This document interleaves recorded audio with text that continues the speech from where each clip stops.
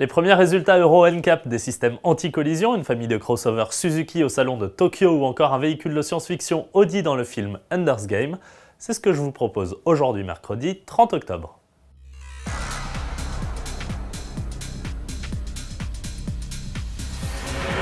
Mais avant, rejoignons notre expert en Formule 1 Jean-Louis Moncey qui revient sur le 4e sacre mondial de Sébastien Vettel au Grand Prix d'Inde et nous explique en quoi le pilote allemand rentre dans la légende. Il faut bien reconnaître qu'il est dans le livre des records puisqu'il égale les 4 victoires successives de Michael Schumacher ou de Juan Manuel Fangio. Et puis qu'il rejoint également Alain Prost, 4 titres mondiaux. Vous savez, ça c'est quand on est au bout de plus de 60 ans de Formule 1, on est 4 seulement dans un club aussi prestigieux. Franchement, ça parle. Et donc Sébastien Vettel, j'ai compris pourquoi il était ému dimanche. Vous avez vu une espèce de recueillement au moment où ils vont rentrer sur le podium. Franchement, ça valait le coup d'œil. Ça, c'est des grandes victoires dont on se souviendra tout le temps. Sans transition, passons aux premiers résultats publiés par l'Euro NCAP concernant les systèmes anti-collision. Alors que dès 2014, ils feront partie intégrante des notes attribuées par l'organisme, ce dernier a commencé à tester les dispositifs. Qu'ils préviennent simplement le conducteur ou freinent automatiquement en cas de risque frontal, ils sont de plus en plus proposés par les constructeurs et ne se trouvent plus seulement sur les véhicules haut de gamme. Comme le prouve d'ailleurs le trio de tête des 8 modèles testés, dans lequel 2 compacts et une routière. En 3e position se classe la Volkswagen Golf, juste derrière la Volvo V40, tandis que la Mercedes Classe E monte sur la plus haute marche du podium.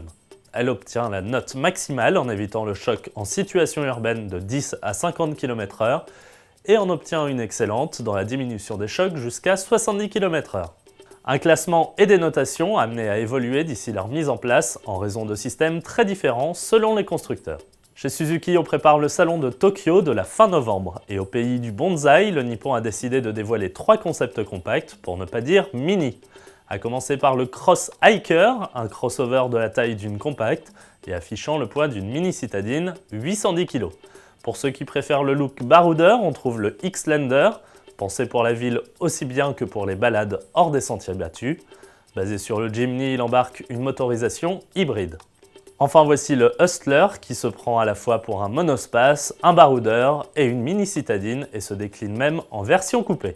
À découvrir plus en détail dès le 23 novembre prochain à Tokyo. Terminons chez Audi qui dévoile quelques secrets de tournage sur sa participation dans le film Ender's Game ou la stratégie d'Ender.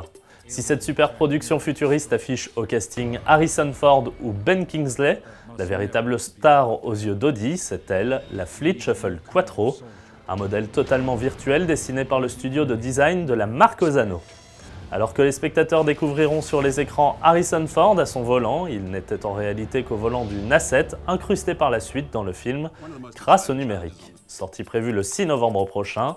Merci à tous de nous avoir suivis et à demain.